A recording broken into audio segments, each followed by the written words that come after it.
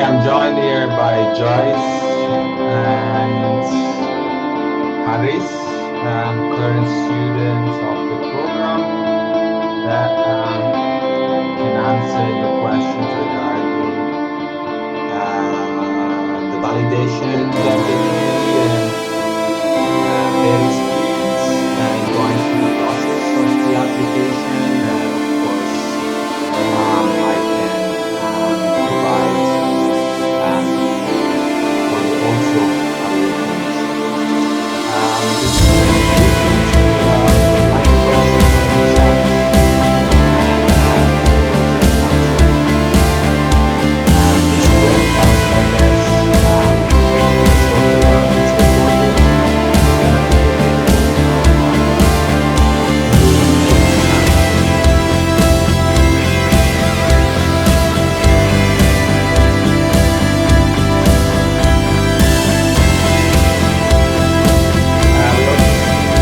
Shatanaya, Nico, and Mira. Thanks for joining. Before we start, I'd like to Hi Anton, hi Mira. Thanks for joining us.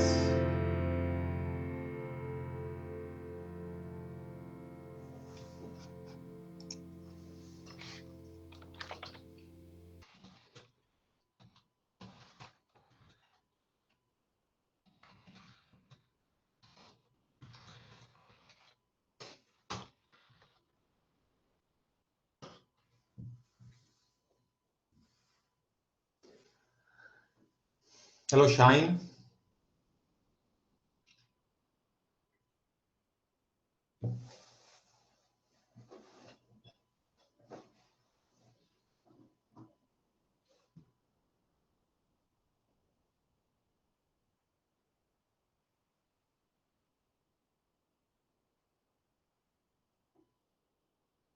Hello, Tong.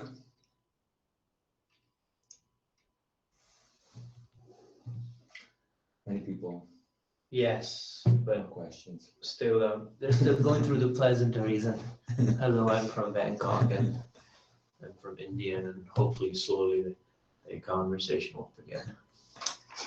I don't quite get it because this chat doesn't work. So this is our live broadcast. Right. By the Hangout.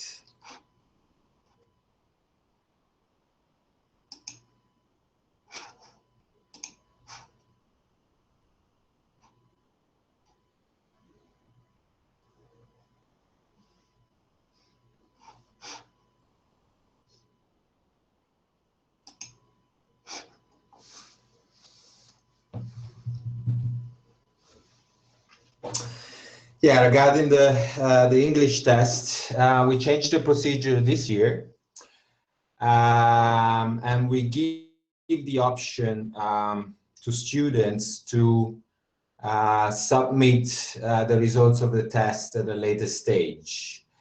Of course, if you have any English tests or any proof of English proficiency, we recommend that you attach this to the application.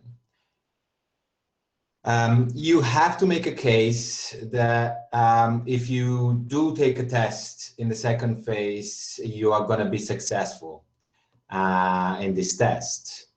And you have to try and convince the commission that you have an adequate level of spoken and written English to be successful in this course.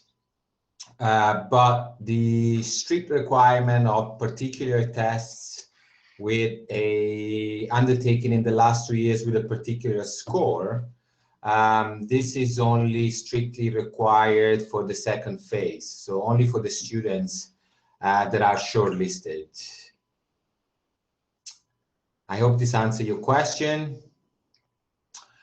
Mira, I'm applying to track B, but I have a management degree and I have experience working in technology. Will I be a disadvantage or not for graduating with a, for not graduating with a technology degree?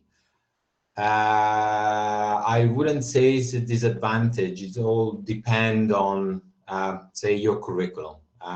This year in track B, we have most students with a technical degree and one student with a business administration degree and a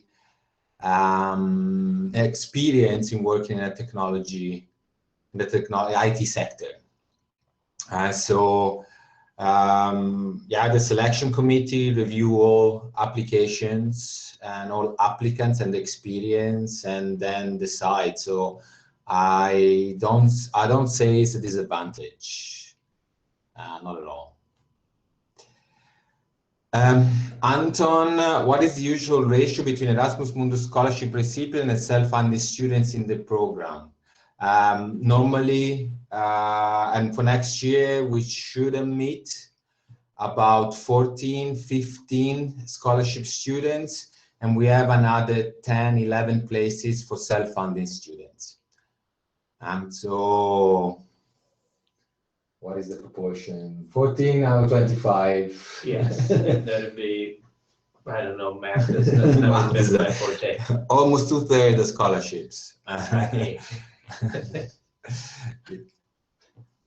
How hard is to get selected for the program, in your opinion? Well, last year we admitted about 19 students out of 100, about 200 applications. This year we counting on more applications, maybe 300, and we still have a maximum of 25 places. So 14, 15 scholarships and 11 or 10 self-funding students. I'm reading the question from Bree. How did you learn about this course, and how did you go about in applying? As in, what would be your advice to prospective, and what track are you in now and why? I think this is a question for our students, obviously. Yes, I didn't get the first part. How did you go about in applying? I guess, how did you find out about the program? I found out about the program on a list of courses on the Erasmus Mundus website. It's a new course. I used to check it every year for the last 3 years for this one course that I'd really like, and when I looked at it, I was like, yes, this where were you all my life. So sorry, the second part. How did I go about in applying? And what is your advice to the new students? Don't do what we did. We took a while, and then all of a sudden panicked because the deadline was close by. I would say give yourself good deadlines, give yourself a good extra month. It takes a while to get your documents legalized, depends on where you're from, but it takes a while to get your documents legalized. Sometimes things happen that you don't expect to happen. So I would say start working on your application today. If you have to go to university, if you have to go to your professor, go today, right now, right after this, and start working on it. I hope actually that most of the students will be already working on their applications, because the deadline now is in 3 weeks, more or less. So you should have started already. And now it's just about, you know, refining the missing bits of information. You want to add some from your experience, maybe? What do you find it difficult to do? And I have to just explain maybe to you that the application process now, it's a bit more simple. Okay. And it's simpler than the ones you undertook. So now we have 2 phases, and there's documents that you have to provide in the first phase and documents that you have to provide in the second phase. you went all straight into phase 2 and were selected on the basis of the entire package, because that deadline was already in March, and now it's brought forward to December, so we have more time, and we divided this into phases. But maybe you want to share your experience, Joyce? The application was not that difficult. The difficult part for me was after getting the scholarship was the legalization process, because I was living in Singapore and I had to do the legalization in the Philippines. It can only be done in the Philippines. So I had to ask someone in the Philippines to do it for me. And the legalization for Filipinos is either 3 or 4 levels. So it's a step-by-step process. You have to go to step 1 first before you go to step 2 and step 3 and step 4. So it will really require a long time for you to prepare the document. So according to Harris, I agree with him. You need to prepare very early. So especially with the legalization of the documents. My case was funny. I had 1 degree from Pakistan, 1 from the UK, 1 from the US. Eventually, I had to pay some legal service, about £300 to get my UK documents legalized, because I didn't start the process on time. So I'd warn you about that. Okay, thank you. Truck. Which tracks are you both in? Trucks. Yeah. Oh, we are both in track A. And what? Well, my background is in communications ever since. Although I'm interested in track B, some modules of it. I think my professional and academic background is more on track A, and I've always been interested in that subject. I also have a bachelor's degree in computer science, and I might also have applied for track B, but I think, first of all, I wouldn't say, I don't think the tracks are too different, just how you look at it. So if you're in track A, nobody's going to stop you from learning to code or making things. If you're in track B, nobody's going to stop you from thinking about the politics of what you make. So just remember that, and then broadly look at the kind of courses they teach and the kind of universities they are, and then choose. Yeah, and then you can always take electives from the other courses, from the other track. So if you're interested in both, you can do so. Just answering the question from Gabriel Rosa from Brazil. What do you seek on a DCLead students of track A? Of course, there are the basic requirements. You need a degree in communication, at least a bachelor in communications. A lot of other students have already master degrees. So at least one of the two has to be in communications. And then if I have to reflect on the experience from last year, the selection committee, they certainly have chosen students with very good grades at the end, and with maybe also an international experience. So they already studied or worked in different countries. Some work experience as well, maybe involvement with non-profit organizations. What else? You know probably the other students of track A more than I do now. Yeah, it's a good mix of people who worked on various aspects of say, for example, track A, on the politics of the media and the policy, and so if somebody's worked as a journalist for 5 years, then they are in a position to comment on or think about policy. It's a pretty diverse batch, but one thing that is common is everybody has had some, based on what they've done, had some kind of a vision of why they wanted to be in this program, and then so it all fits together when we work as a team. I think also don't be too scared if you don't have too much work experience, because some people in our group, they have less than 1 year experience, but maybe because their academic background is very good, so they were able to prove it also in the motivation letter that they're very interested in the topic. So I think it's a mixture of academic and professional experience. Yeah, you guys say two really important things. One is somehow the vision. The motivation letter is actually quite important because we receive a lot of applications for very good candidates, and in a way the motivation, as it is explained in the letter, might make the difference between the candidates.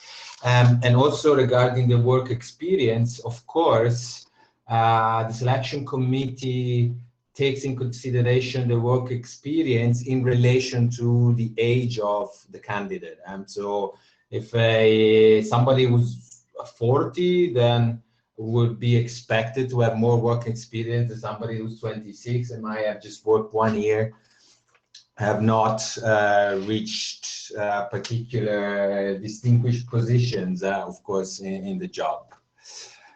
So this was the answer to Gabriel Rosa's question.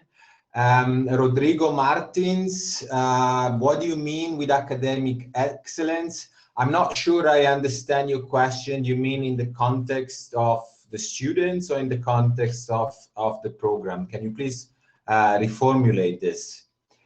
Chaitanaya, hopefully I'm pronouncing your name correctly. I'm sorry. Sorry, that went down. Ula. Okay, I have an integrated course of bachelor's in electronics and communication and a master's business administration. Would that be a problem?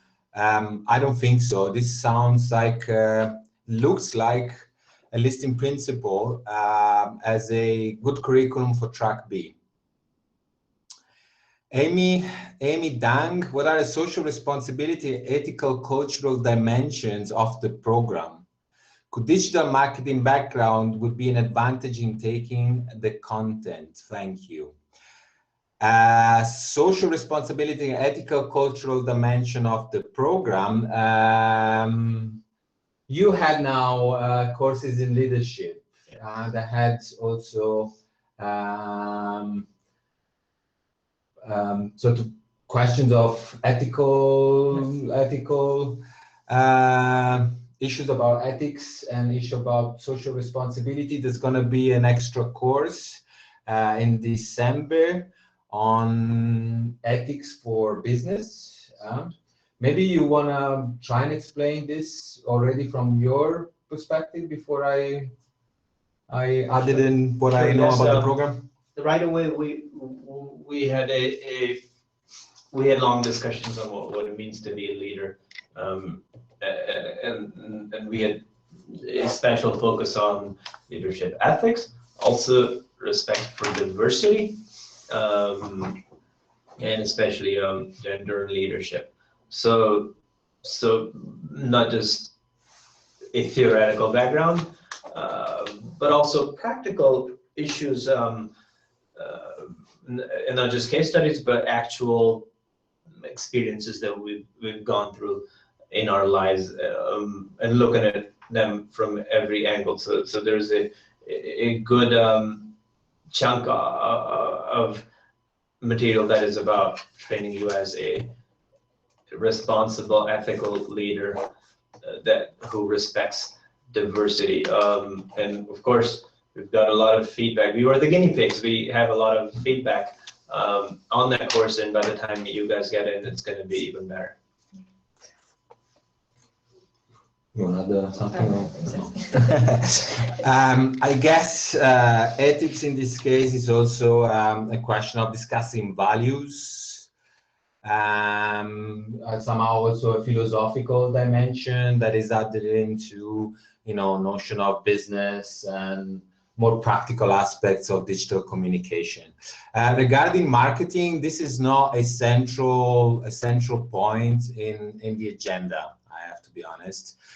It's a topic that can be developed in projects, for example, but there's no, to my knowledge, there might be parts of this at Aalborg University in Copenhagen, but it's not a prominent topic in any of the courses that are offered, marketing and digital marketing. I'll move on to, first of all, I actually like to show in the fact that we're supported by Lisa here. That is also, oops, that you might you might have heard through the microphone but not seen yet. So Lisa is the administrator of the program. So I'm moving on to Rodrigo's question. Would someone with work experience outside the field of study in several extracurricular activities, workshops, and training courses be in disadvantage regarding someone with, for example, a 17 average? Unfortunately, I cannot answer this question. It depends. You know, really, the selection committee discussed this and look at each case. I can't say, you know, whether they're gonna prefer the work experience or the average. I guess the average depends also on the university and on the topic. And then it also depends on the work experience, if it's really relevant to the topics that are part of the course or not. You know, it's really discussed from a curriculum based. Mira, I'm from Pakistan, but I did my undergraduate degree from the UK. Does this mean I have to apply for a program country scholarship? This depends on when you did your degree in the UK. So I guess if you lived in the last 5 years, for a period longer than 12 months, then you apply for a program country scholarship. If your degree in the UK is older than 5 years, and after that you lived outside of the EU, then you can apply for a partner country scholarship. Maya, my undergraduate degree is international relations, but for the past 2 years I'm working in marketing. I apply for track B. It depends whether international relations can be sort of the equivalent of a business administration degree or similar to a business administration degree. You need 2 competencies for track B. One is IT and programming, and one is business and management. So I can't say when you say international relations if this has, so provide competencies in one of these 2 areas or not. We will have to look at the list of courses. I can't read this. Me neither. Sorry, the person with the name and Cyrillic that we don't have competencies to read. On the website, it is written that the candidate have to attach certified copy or original copy of English test results. Does this mean that the regular copy of my IELTS results do not match? I think the original copy of the IELTS result, this is certified. And the certifications regards diplomas and the transcript of records and letters that are not in English. And for the first phase, we accept a translation, a certified translation. And for the second phase, we need a authenticated copy. So this has to be, depending on the country, this can be done with a postil or by a full legalization in the way that is described on the website. I don't have to specify this now because we're talking about primarily the first phase and not the second phase.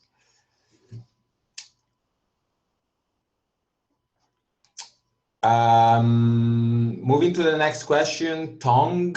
I come up with one question. My assistant professor that I used as a reference for this program, I got her official reference letter without her signature. Is this a must to have her signature on it? It would be much better. I guess if you were to be selected for the second phase, it would be mandatory. If there's no signature and there's also a sort of a private email address and not a business email address, it's sort of a Gmail, Hotmail, then probably this would not be considered. But if you have an email address from a domain of a university and this person, you know, it's a genuine business address, then we're gonna consider it. I am pursuing BTech. How can I apply it? Anvol, I'm sorry, I'm not familiar with the BTech. Are you? What's a BTech? The bachelor in yeah. I guess you have to specify better, and the fact that you're pursuing, maybe this is a problem. Let me stress that particularly for scholarship students, you have to have a valid degree at the moment of the application. So if you are planning to obtain in your bachelor degree after December 1st, then you're not eligible for a scholarship. Maya, is it possible for people who do not have business background to roll in track B? Yes, of course, but you have to have otherwise a degree in business, some kind of a degree in business administration or similar. Another question from,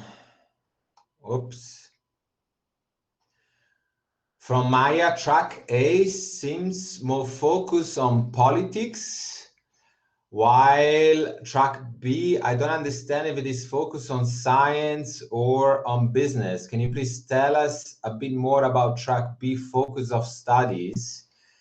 Yeah, it's technology, digital technology, communications technologies, and business administration.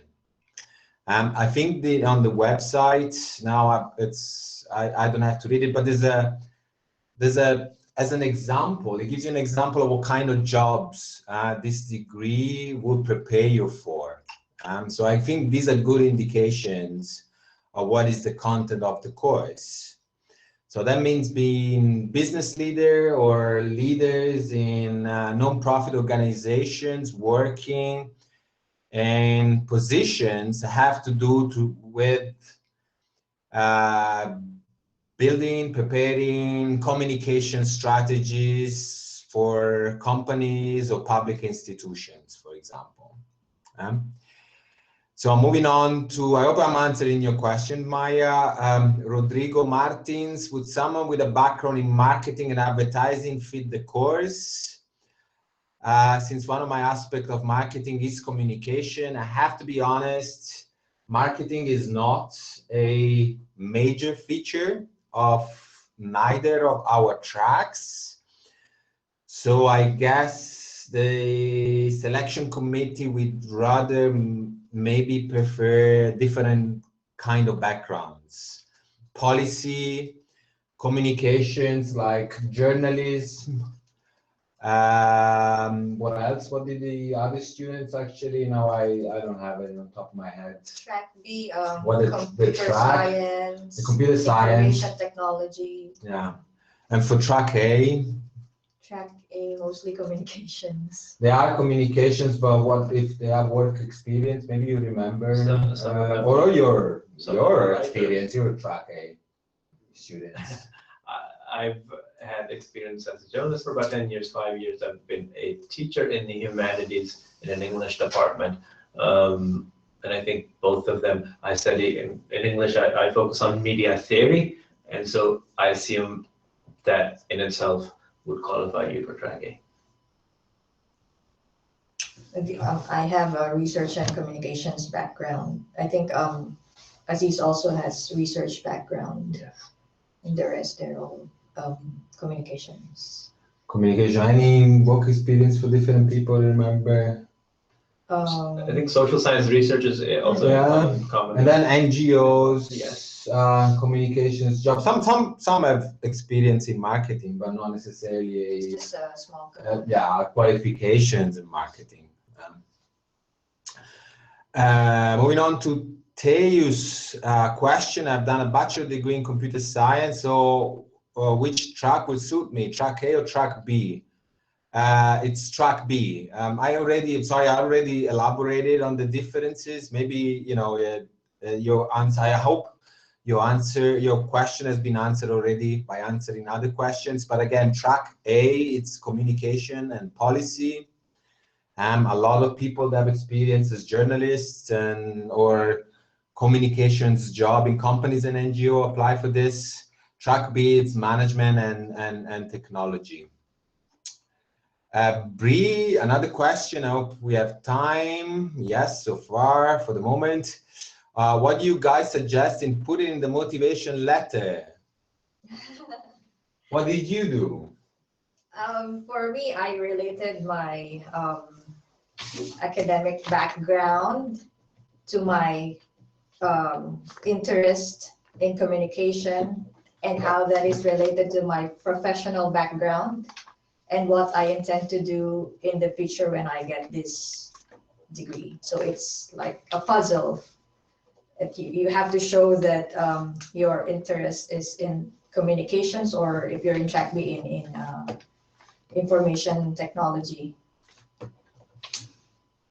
I started with a broad vision and then went over every period of my life and every experience and academic and professional that I've had and linked it to that vision. Why do I think the way I think? Why should I be here? What am I going to get out of this program? And how I'm going to help the world? And how is this program going to gain from my experience and my background? It's also very important. I saw even for track A two or three very different kinds of motivation letters. Mine was very personal, very emotional, to an extent of being sometimes melodramatic. But then I also saw for track A very precise, concise, very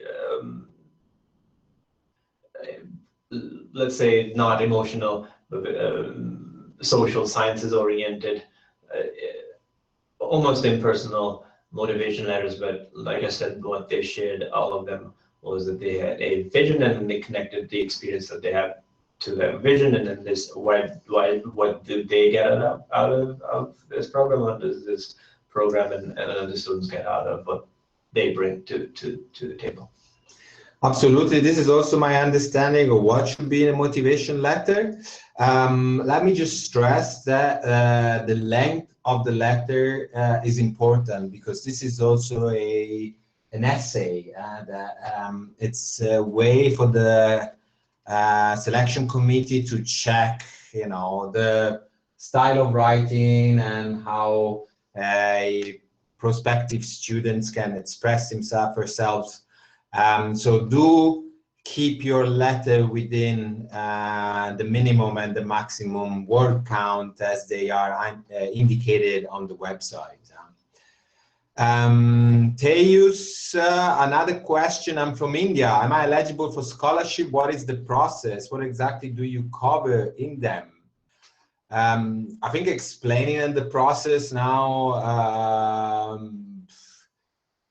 I don't know exactly what you're asking, which process on the application process. Definitely, being from India, you are eligible. All countries in the world are eligible. We have students from India. Durai is also one of the two students' representatives. The only limitation, and this is something that the funding agency, is a rule from the funding agency, is that we cannot have more than 2 scholarship students from the same country in a one intake.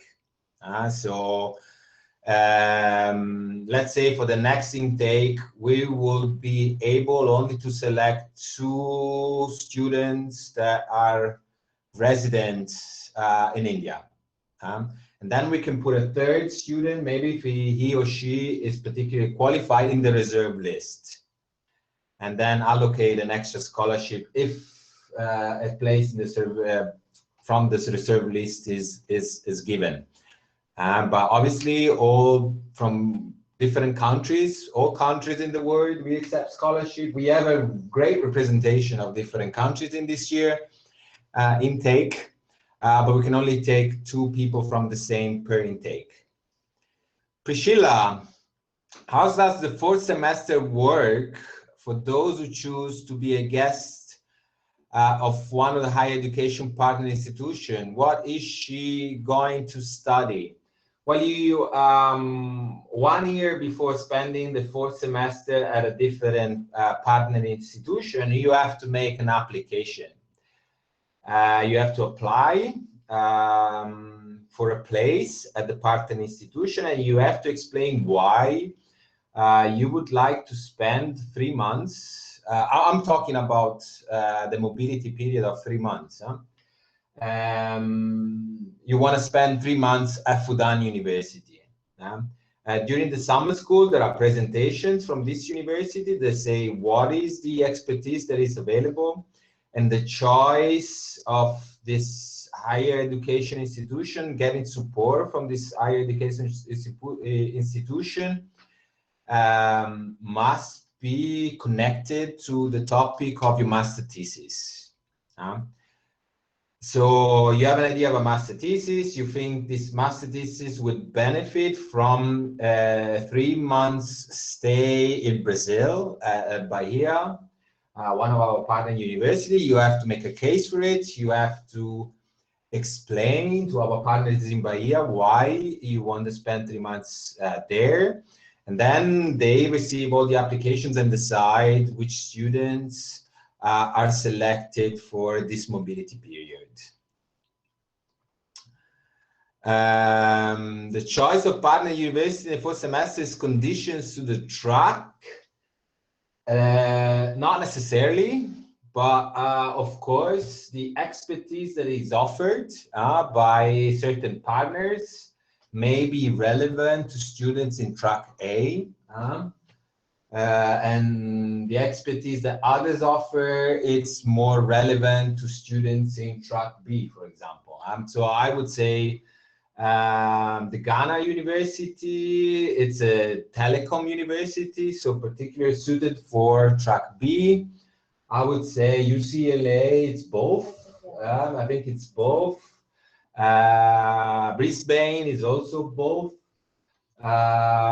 Fudan is rather A than B, but also both.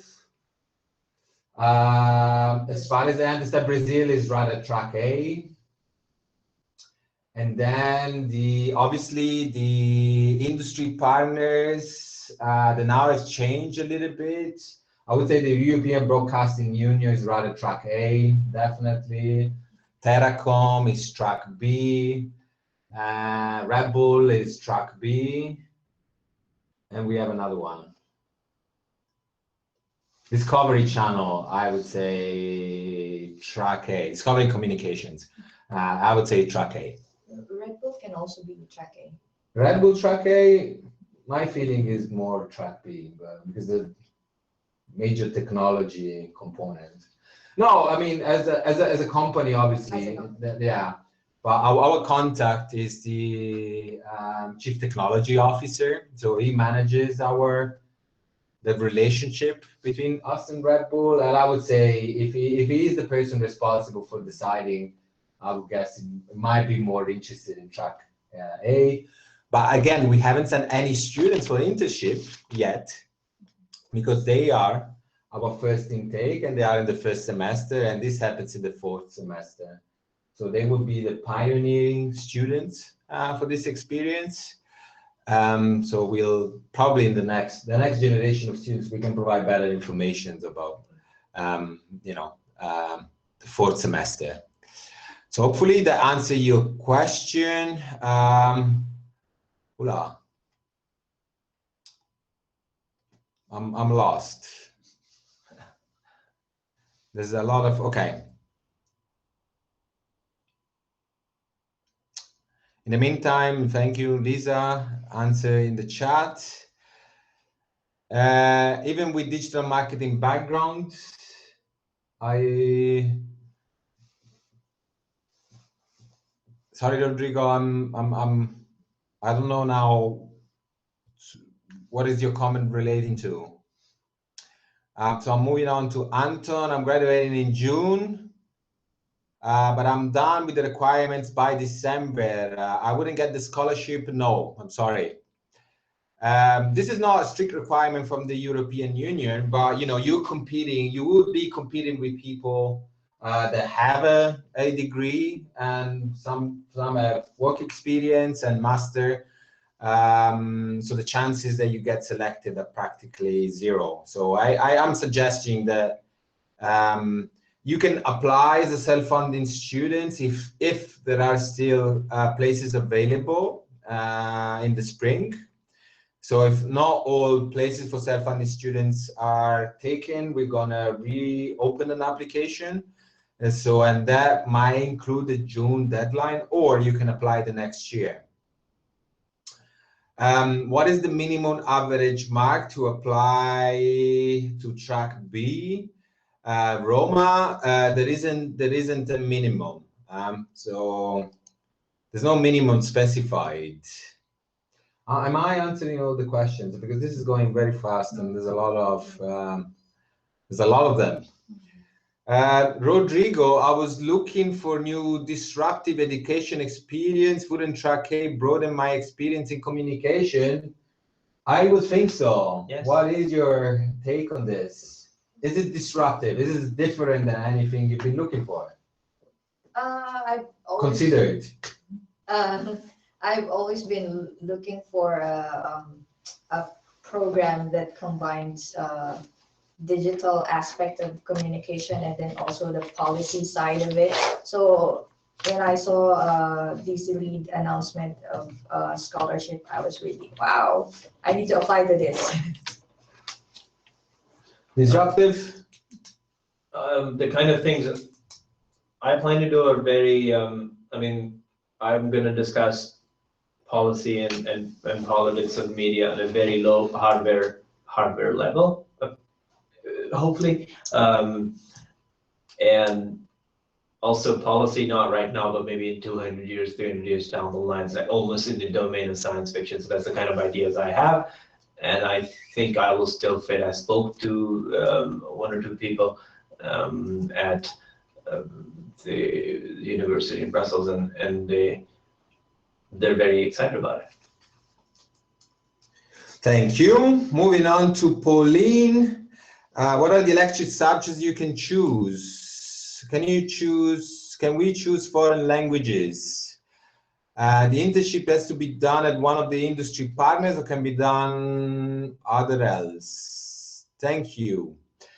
Elective subjects, actually in the semester in Salzburg, we pretty much organized courses for elective subjects. So the minimum requirement is covered by the summer school, a course on storytelling, and next year also by a course in German and Austrian culture, which this year it's only an option and it does not award any credits. Some of the other students have selected other courses, although they do not strictly require the ACTS credits from these courses, but because they were interested, they registered in other courses. Now I'm French. Yeah, enrolled in a French class and then others German class. German classes. I know someone is, I think Matthias is studying English in the media. Yeah, something of that sort, something to do with the media. I think both of us are. You're satisfied with the one, with the plan? Yes. And I think my elective. plan is first think about my project or thesis, Yeah, and then based on that, I mean, and maybe crystallize some of my goals, and then based on that, I'll choose my electives in Brussels. Yeah, I plan to do that in Brussels when I Yeah. have a more focused idea of what I'm going to study. Yeah, I think this is a good decision. I mean, you don't need the extra credits now when you are in Salzburg, and when you go to Brussels, you two or the others to Copenhagen, you're gonna have a better idea of your thesis as well, the project that you want to do. So maybe the elective subjects, the choice of elective subjects can be done in this perspective. So I agree on this strategy. While we offer internship at specific industry partners, we haven't considered internships in any other situations. And we're not going to look for other situations, but we also look for more partners as well. So I guess this might be a solution, but we do not offer internship at other industry partners that are not part of the consortium, not partners with whom we don't have a specific agreement already. Maya, at this point of your studies, do you know what will you do after you finish the program? I have a job. I've always wanted to work with international organizations, so that is one of my goals. Yeah, I mean, I had to sit down and think about this and talk to people. I think it's like a broad range of either I'm going to use data and newly acquired quantitative analysis skills to improve my journalism practice, or I could go in, despite my track an interface design based on what I've learned about policy and politics of interfaces.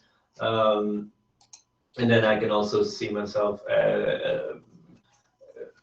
consulting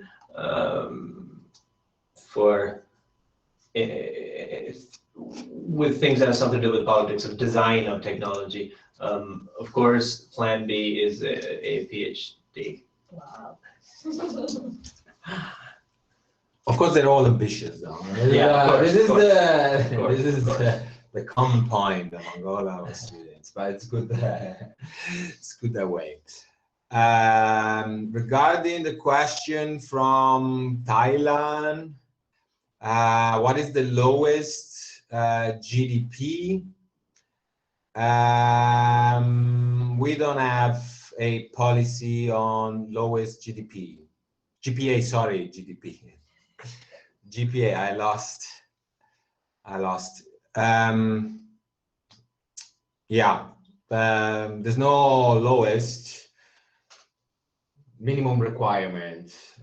Yeah, as I said earlier, I know the selection committee look at the curriculum all together. So marks and diplomas and experience abroad and motivation letter and etc. So of course the grades are important, but at the same time we understand that there are institutions that always give good grades to students or give higher grades to the average students, while other institutions tend to give lower grades unless they're exceptional students. So this is all the grades are all put in the context, so to speak. So I applied before and got to the waiting list. Can you please inform when I can improve my application process in order to be successful this time? Yeah, I don't know. Message. Send Send an email. Yeah. Send an email to the admin, but I can't promise we have register a feedback for all the applications. This was part of a discussion, and then all applications are ranked by the selection committee, and there's not a detailed sort of minutes of the meeting where it says, why the students would go in this position and these other students go a different position. I might be able to give you a personal opinion. At the same time, I'm in the selection committee meeting, but I don't have the authority to make a decision because I'm the coordinator, and this has to do with a question of transparency. Because I'm a point of contact with students in the process, I don't have a vote as such. So this would be just my opinion, but I can actually give it to you. Okay, so please send an email to admin@dclead.eu. What career option will you choose? We already answered this question earlier. Although the questions was formulated in a bit different way. I hope, Maya, you were listening to the answer earlier.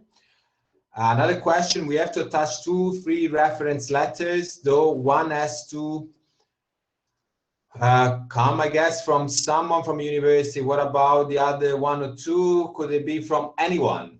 Mine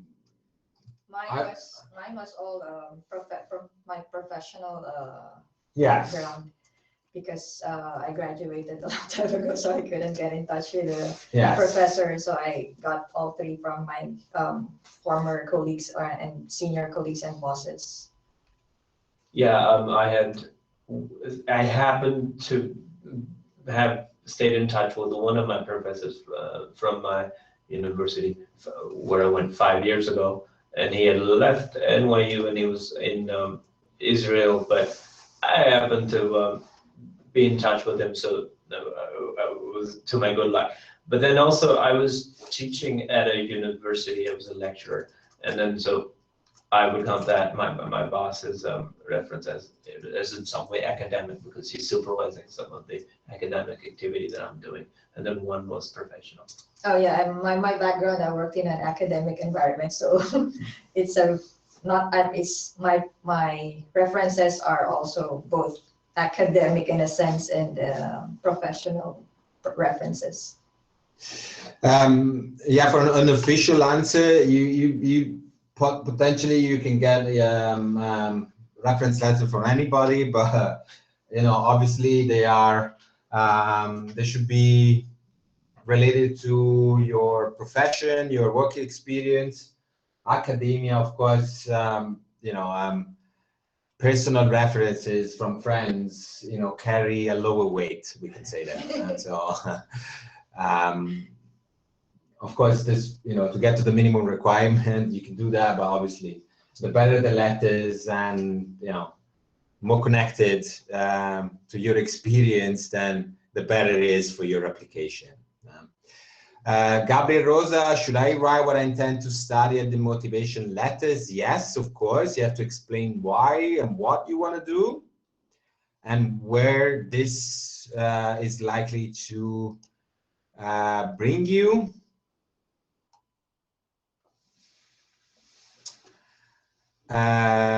Teus,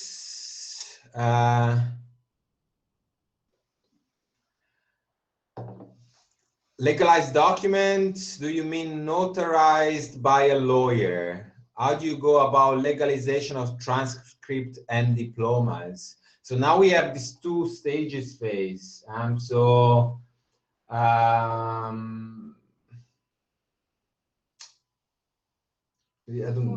don't remember actually.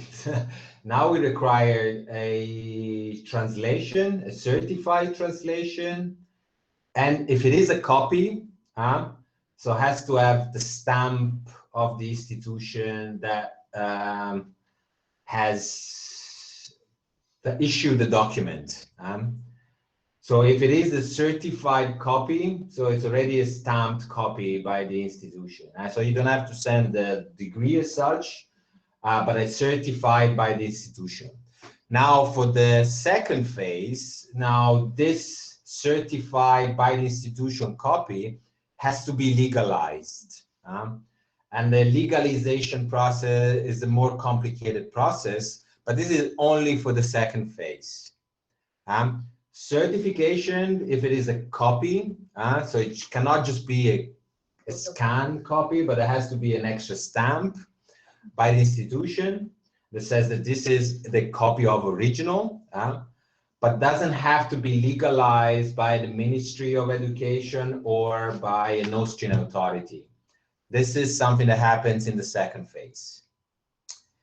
Okay, are you in the process of selection prominent candidates now, or will you wait until the application deadline? We wait until the application deadline. There's somebody maybe checking next week through the applications already and mark eligible or ineligible, because we're only gonna send the eligible to the selection committee.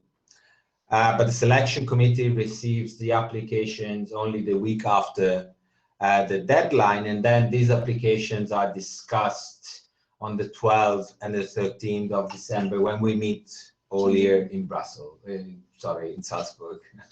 January, sorry, 12th and 13th of January. I'm presently working for Amazon, and earlier I worked for a mobile development company as a business developer. By my degrees in computer science, can I apply for track B? Yes, of course, indeed. What GPA do you expect for being eligible for scholarship? Again, I answer these questions, there's no minimum regarding GPA or marks. We're limited to characters in the chat box. I can formulate I can't formulate a complete question. Maybe you can send it on to admin@DCLead.eu. Lisa is just next to us. She can read the question maybe. So if you can formulate your question in the chat.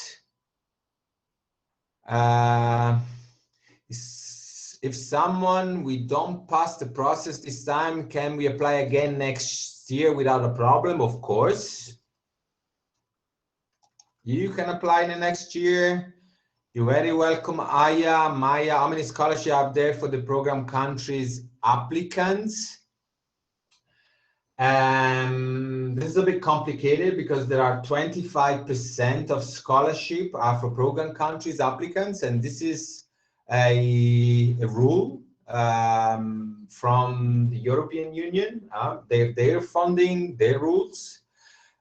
On the other hand, we only awarded one scholarship for program country students last year. So this year we're going to have a little bit more, so possibly more than 25%. So 25% of 15 is 4 or 5. Between 3 and 5, I'd say. Rodrigo, I've done a professional digital marketing course and I feel the need to broaden my digital communication knowledge. Wouldn't track A be an opportunity? To be honest, a digital marketing course, yeah, it depends on your bachelor degree and your working experience. I can't say now. I think it would be a good experience, but I can't say whether this experience is fundamental to be selected for this course. BTech is Bachelor in Computer Science. Okay. Can I apply for this program? Yes. If you finished. If you didn't, if you're finishing next year, maybe you can apply next year.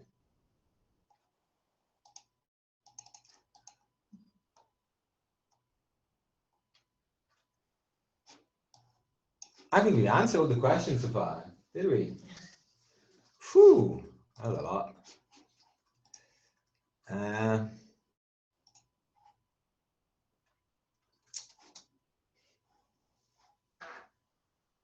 Good.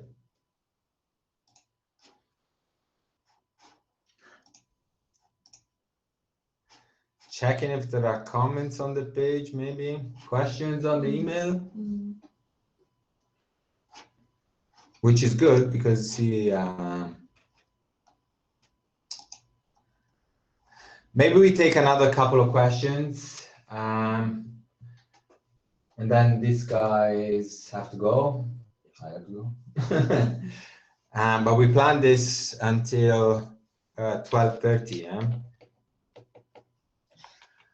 So Leo Concepcion, which I remember from an application. Hi,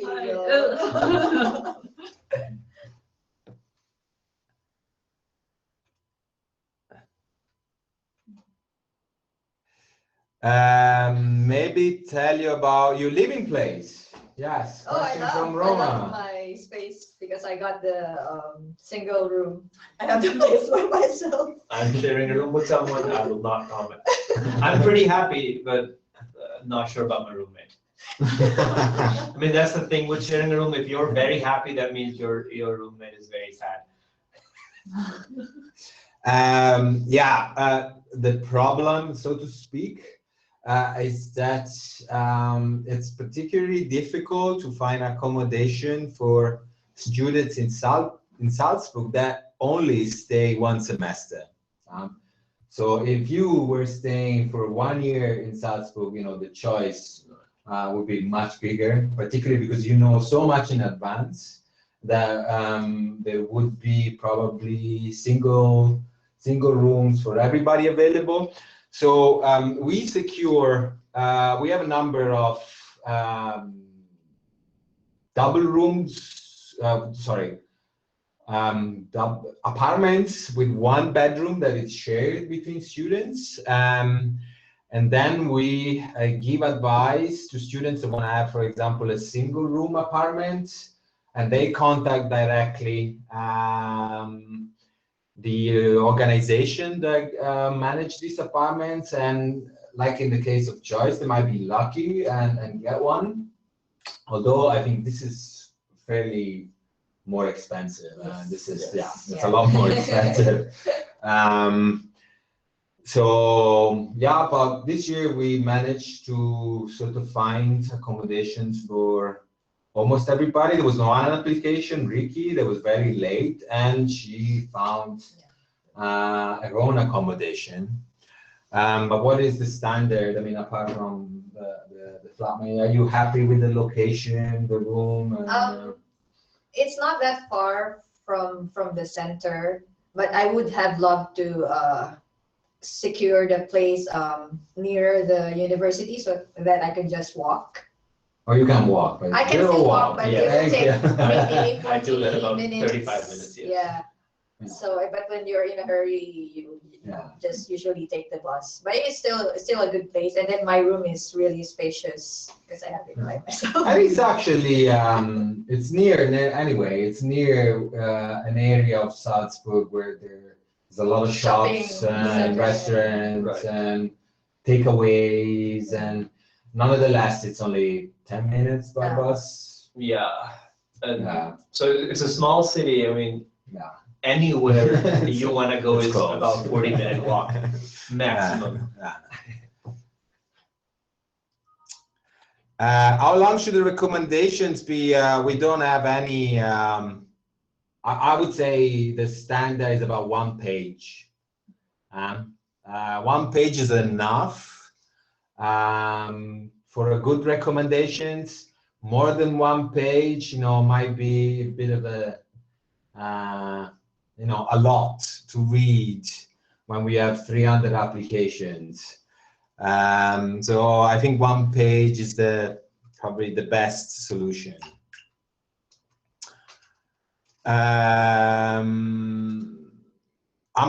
Difference between track A and track B. I'm just gonna say with keywords again because I discussed this, and I think it's pretty much it's explained in full on the website. Track A, it's communications, classical communication studies and policy. Track B is management and technology and business administration. Business administration and technology related to communication. Track A, it's communications and communications policy. Svetla, is it possible to see the list of the students admitted last year and the countries where they're from? Yes, actually now we have a page on the website. So maybe, Lisa, can you post this in the chat? Yes. The link, it's in About Us. People. And it's also a small presentation from each of the students, which track they're in, where they're coming from, what is their experience. And you also, of course, find our two students present here. I remind you, Joyce and Harris. Where they're coming from, we have Bangladesh, Philippines, Pakistan, India, Nicaragua, Georgia, Palestine, Brazil, Belarus, Egypt, Germany. Yeah. Germany is not very exotic. And where is Shaknoza from? Uzbekistan. Uzbekistan.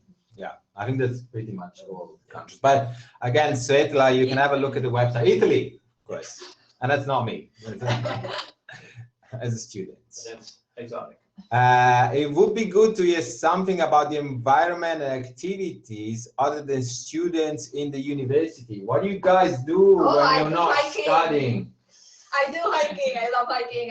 Salzburg is surrounded by mountains, so whenever there's good weather, I try to hike as much as possible. I've been to 2 mountains already. But there's plenty going on. It's like a common thing. I've been on a scholarship before for another master's degree. It's a common thing that when you come here, it's like a month of cultural euphoria. The weather's good, and then it starts to get cold. You start to get depressed. You realize, oh, I have great friends, but I don't know them too well. I only met them 2 months ago.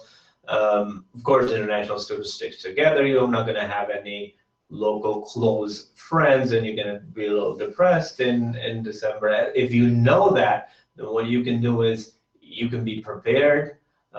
Also have something to do, some passion. Start looking up. There's a lot going on. There's a lot happening in the city all the time. If not, just use that app Meetup. If you're into photography, just come here as soon as you land here. Start a photography meetup. Meet people every 2 weeks. Maybe put it up on Facebook and see if you can gather people. So I mean, if you can't find an activity, then start it. Yeah, I mean, there's a lot of other activities, I guess. Skiing, although I have to check with insurance if this is covered. So some people also go on trips other countries over the weekend. I mean, I understand there's a big group going to Prague this weekend. We have we're gonna meet other Erasmus Mundus students in a big event in Vienna in a couple of weeks.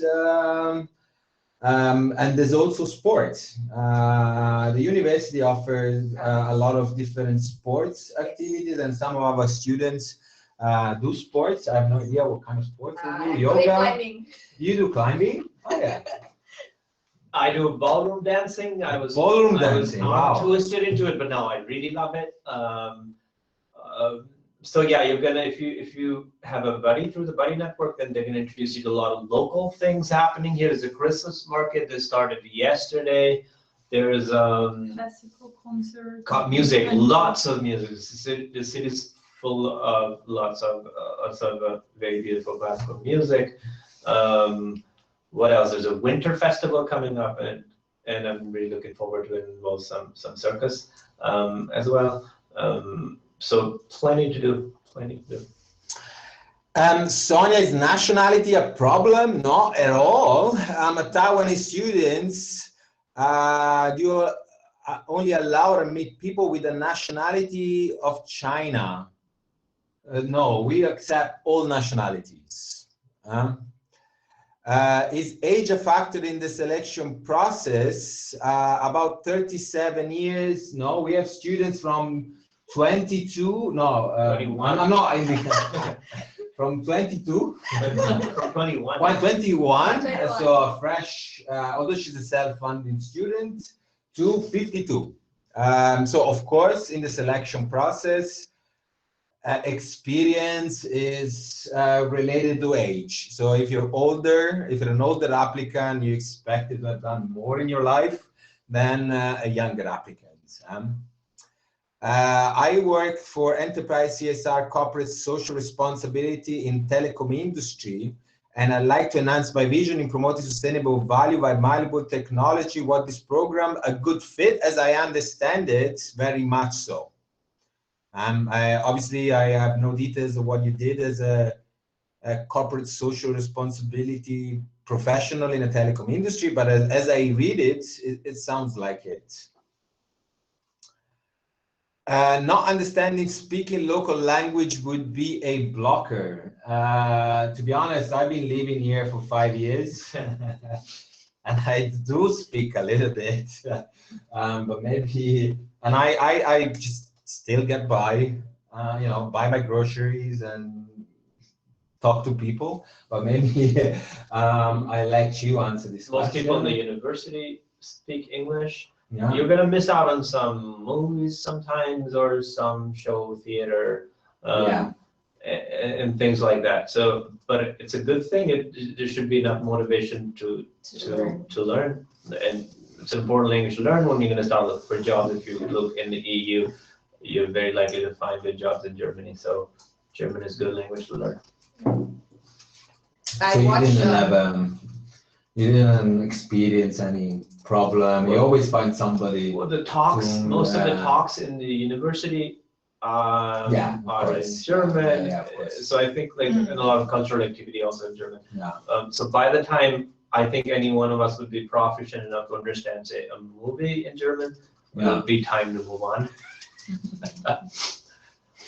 I think you're gonna move on much earlier than that. Yeah. German is not an easy language. Yes. Yeah, it's true. Yeah, might be a limitation on the sort of a range of cultural activities, but also for, of course, this is not the situation in Copenhagen and Brussels, which are much more international and much bigger cities than Salzburg. So I think there you won't have this problem. So for the time in Salzburg, I guess, you know, you do a little bit less cultural, a little bit more physical activities, climbing, walking, something like this. Can students bring dependents? Yes. Money might not be enough. Yes, exactly. I think it's possible concerning the visa process, but there's not extra money being allocated for students with dependents. I mean, for scholarship students. So if you go for a scholarship, you receive €1,000 a month as subsistence money, and I think it's more designed for one person rather than a family. In Salzburg, but then particularly I would think in Copenhagen and Brussels, which tend to be also expensive city. But yeah, you can bring dependents. And I guess there are also might be some services at the university that help people with kids. But you probably would have to have your own financial means to make this possible, I guess. There is one student with family, Munir. Munir has kids, one kid, But I saw has a wife. Yeah. And his wife is here, his kids are not. Oh, his kids are not. But I think he's planning on still, his wife will remain in Salzburg. They were local already. I mean, they moved to Salzburg before, not for the study. And I think his wife will remain in Salzburg. When he goes to Copenhagen, he will come back during the summer. And then eventually will come back in the fourth semester. Because I guess Denmark is rather expensive. Maybe we take an extra couple of questions. Actually, maybe this last question. That we have one last question from Gabriel. What do scholarships fellows have in common? What do you guys have in common? Passion for learning. Vision. Passion, vision, certain qualifications, of course. Sure.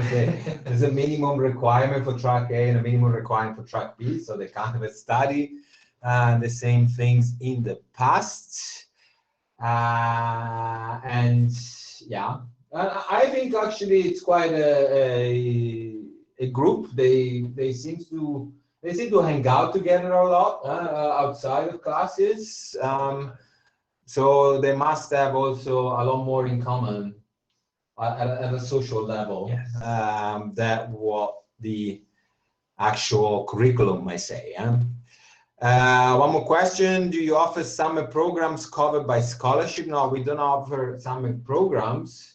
I guess because the first year you're gonna have some time to go back to where you want to go back to. But actually in the second year, in the summer, you also have time to finish your thesis. So I think this is the summer program in the second year. So finishing the thesis. I think the program is ambitious enough that we don't need extra classes during the summer, and there's no catch-up classes as such. What is the key to success once you get enrolled in the program? I think it's studying, participating, working the projects, being determined to keep your deadlines, keep all the deadlines in focus, work in advance, start early with your thesis, start early with the projects, and do the readings when they are assigned, and participate in class. I only deliver one class so far. My class starts on next week. But I always get good feedback from the other teachers. Our DCLead students are very good. They do their job.